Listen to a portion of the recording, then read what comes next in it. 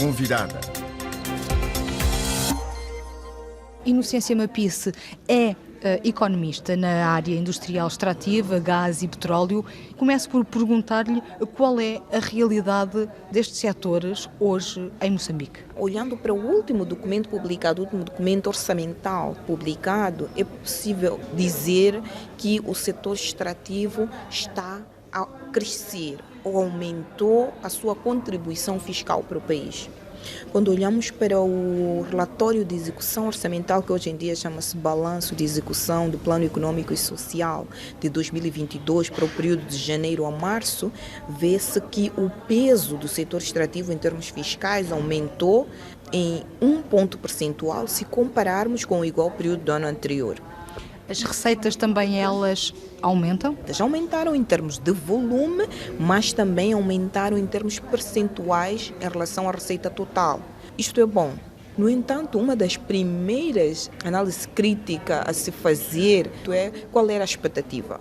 O que é que se esperava para este ano? Não é possível ter esta informação.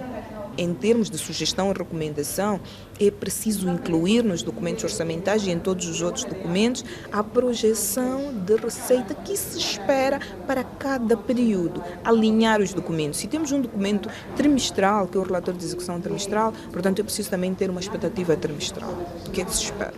Os números falam por si, são positivos. Agora, a situação económica de Moçambique é preocupante. Moçambique, até agora, nos últimos anos, viveu uma crise económica provocada pela crise da pandemia, provocada pelas devastações e pelas alterações climáticas, através de ciclones, de tempestades que afetam fortemente o país, mas também com os conflitos armados no norte de Moçambique. Estes dados positivos podem vir contrabalançar a inflação, nomeadamente do preço dos produtos alimentares? Definitivamente sim. Definitivamente os dados do setor extrativo são positivos. Para além da questão da falta de projeção e que não podemos comparar de uma forma global, podemos dizer que espera-se ainda para este ano a entrada de cerca de 32 mil milhões de dólares de financiamento proveniente do pagamento de imposto do projeto Coral Sul FLNG. Por um lado, existe uma projeção, mas para um único projeto específico. Com a entrada destes recursos financeiros e também com este relatório que podemos ver que houve um aumento em relação ao período anterior, é possível dizer que sim, estes recursos vão contribuir de forma positiva para a economia do país, vão contribuir para provavelmente amenizar a questão da inflação, desde o momento que sejam bem geridos. E distribuídos e não só concentradas nas mesmas empresas e no Estado, é isso? Definitivamente. Um aspecto concreto que talvez pode-se levantar é com a entrada deste valor de contribuição fiscal do projeto Coral Sul, que há muita expectativa que é para este ano, para outubro deste ano. O que é que se pretende fazer? Como é que se pretende gerir o valor? Está mais do que na hora de termos um instrumento que permita esta redistribuição ou esta distribuição de recursos. E um dos principais instrumentos que é usado a nível internacional, em termos de boas práticas de gestão de recursos provenientes do setor extrativo, é o Fundo Soberano. Depois de ter sido publicada a versão final da proposta pelo Banco Central, nunca mais se falou no assunto. Era preciso que o fundo já estivesse estabelecido, que algumas regras já estivessem a ser alinhadas para que as primeiras receitas do gás já pudessem ser geridas, ainda que de forma piloto, usando este instrumento que é o Fundo Soberano. A questão da gestão dos recursos vai ser fundamental nos próximos anos. Fundamental também vai ser a questão das instituições, que serão fortes ou não, para fazer face não só à questão do Fundo Soberano, mas também à entrada de recursos, porque apesar de Moçambique estar a ressentir de choques como Cabo Delgado, como o Covid, Moçambique também está a receber muito dinheiro. Moçambique está a receber dinheiro para a Covid. Moçambique recebe dinheiro para a questão de gestão de mudanças climáticas, para questões específicas como, por exemplo, ciclones. O Fundo Monetário Internacional esteve ausente do país durante muitos anos, está de regresso há escassos dias. O Fundo Monetário Internacional vai comprometer a economia de Moçambique? Eu não diria que iria comprometer a economia de Moçambique, mas o apoio é sempre bem-vindo, principalmente o apoio técnico, para mim não tanto o apoio financeiro.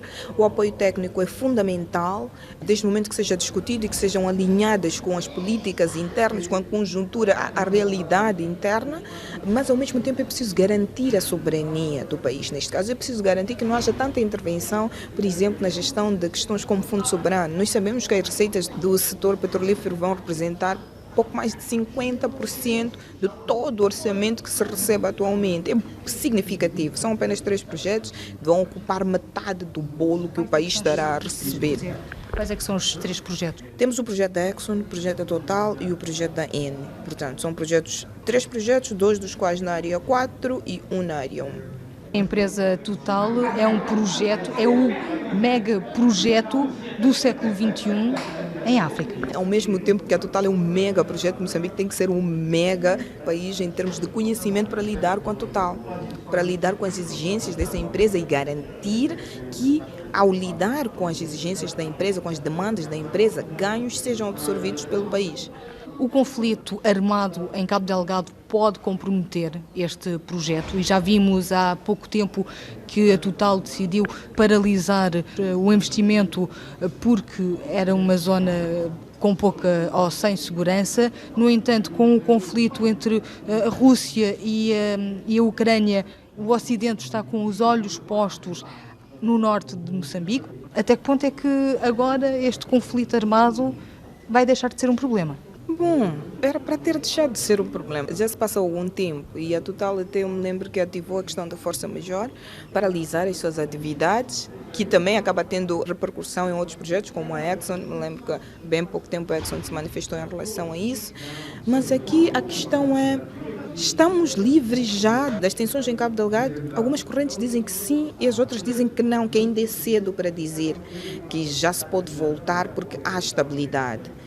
E a minha opinião sobre isso seria que era preciso garantir mesmo, do lado do governo, do lado do Estado, é preciso garantir que estejamos numa fase de estabilização em termos de tensões em Cabo Delgado. Porque se a Total volta em uma situação, num contexto de guerra, isso vai ser prejudicial para o país. Porque a Total estará a operar, quando eu digo a Total e qualquer outra companhia, estaria a operar num ambiente de tensão em que a própria companhia fecha-se nela mesma para poder operar. Fechando-se nela mesma, provavelmente os custos sejam bem maiores para operar. E o acesso à fiscalização, à monitoria por parte do governo e por todas as outras forças fica vedado. Então isso é muito prejudicial, fecha cada vez mais os canais de absorção de ganhos de exploração de recursos naturais para Moçambique. O governo moçambicano, nos últimos 4 anos, não conseguiu travar este conflito no norte do país.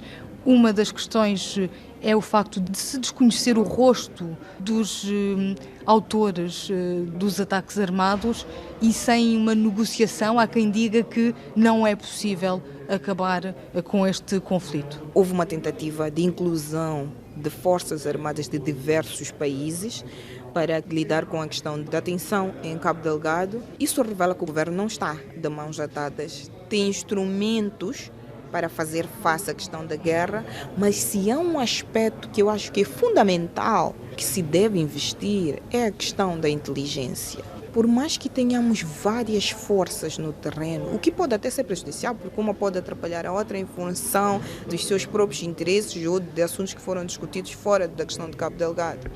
Mas a questão da inteligência militar seria fundamental para perceber com quem é que se está a lidar. Perceber, mais do que ter 1000 forças ou 1000 países a apoiar o país, que até vão, do final do dia, desestabilizar a questão não só dos militares, porque também reduz o nível de confiança dos próprios militares nacionais, mas também entre eles podem acabar atrapalhando, criar uma espécie de desorganização no campo, Cabo Delgado.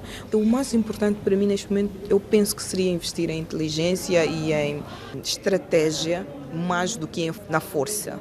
Era a economista na área industrial, extrativa, gás e petróleo, Inocência Mapisa, nossa convidada desta sexta-feira.